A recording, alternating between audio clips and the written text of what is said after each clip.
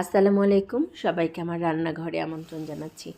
আজকে আমি রান্না করছি মুরগির গিলা আর গলা দিয়ে বিভিন্ন রকমের ডাল। প্রথমে ফুটানো পানি দিয়ে আমি একটু গিলা গলাগুলোকে ধুয়ে নিলাম।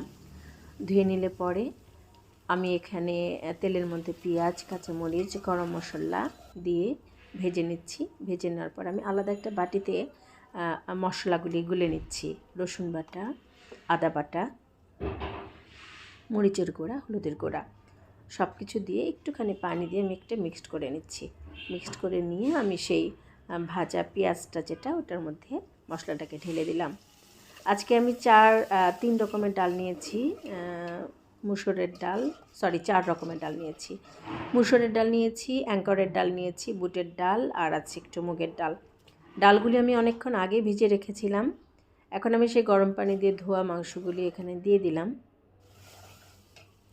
ভালো মতো কষিয়ে নিব। কষানোর পরে সেই ভিজিয়ে রাখা 4 রকমের যে ডাল ছিল, ডালটা আমি এটাতে দিয়ে দিলাম। এটা আমি খুবই ভালো মতো কষাতে হবে। এই ডালটাকে না কষালে ডালের মধ্যে একটা ডাল ডাল গন্ধ থেকে যায়। খুব ভালো মতো যখন কষাবো তখন আর সেরকম থাকবে না। বিভিন্ন রকমের ডাল আছে যেহেতু ভালো মতো কষাবো। আমি জিরা গুঁড়া দিয়ে দিলাম আর গরম মশলার গুঁড়া দিয়ে দিলাম। এখন আমি খুবই ভালো করে এটাকে কষিয়ে নিব।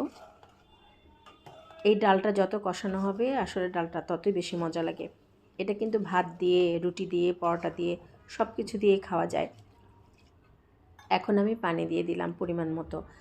আর গলা গিলাগুলি অনেকের বাসায় খাওয়াই হয় না, আমারও যেমন কেউ খাই না গলাগুলি, কিন্তু এভাবে রান্না করলে হবে কি ডালটা মজা করে খাওয়া হবে। সবাই ভালো থাকবেন। আল্লাহ হাফেজ।